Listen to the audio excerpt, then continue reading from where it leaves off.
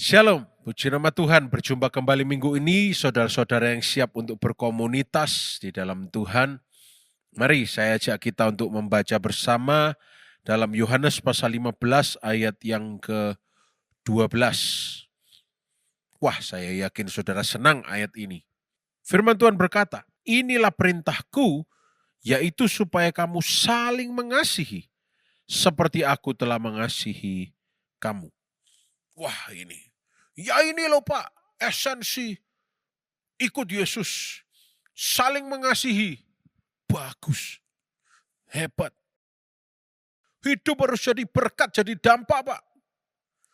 Bukan cuma di dalam gereja saja, tapi keluar. Jadi berkat, jadi dampak. Oh bagus. Apa yang saya miliki bisa saya taburkan untuk pekerjaan Tuhan. Bagus. Tapi tahukah saudara, ayat 12 ini mengatakan, inilah perintahku, kata Yesus, supaya kita saling mengasihi, seperti Yesus mengasihi kita. Yesus sedang berkata, perintahku kepada kalian semua sama seperti perintah Bapa kepadaku. Ya, itu saudara nanti kita akan baca di ayat 10. Engkau mengasihi satu sama lain seperti aku mengasihi engkau.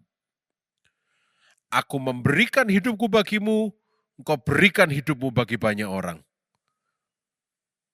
Wah, mulai berpikir, menyerahkan nyawa bagi banyak orang. Oh bisa Pak, saya korbankan waktu saya korbankan harta saya korbankan Pak kalau perlu berdarah-darah. Semua biar nama Tuhan yang dipermuliakan. Wah, luar biasa. Tapi coba kita lihat ayat 10. Jikalau kamu menuruti perintahku, kamu akan tinggal dalam kasihku. Dengarkan baik. Seperti aku menuruti perintah Bapakku dan tinggal di dalam kasihnya.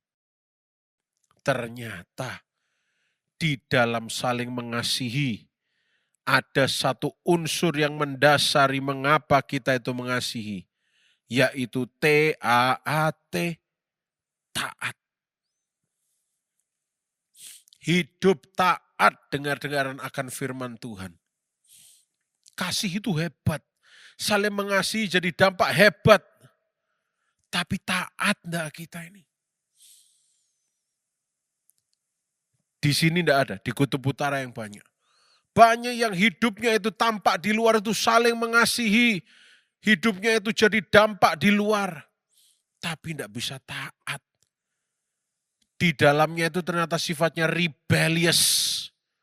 Pemberontakan. Sangat dominan di dalam hatinya. Sekali lagi saya tadi disclaimer ya. Di sini tidak ada. Di kutub utara yang banyak.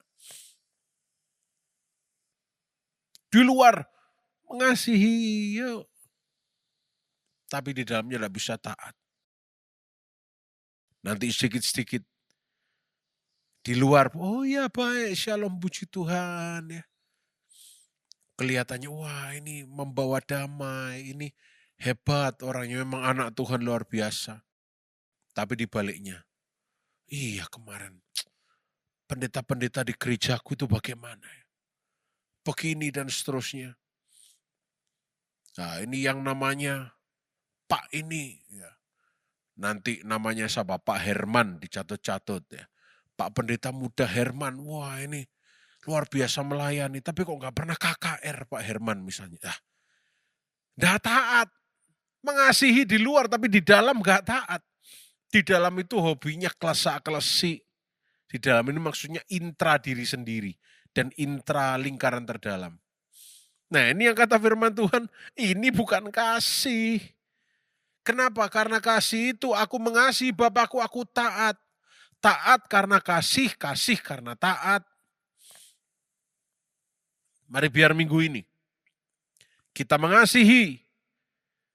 Dasarnya dulu kita taat.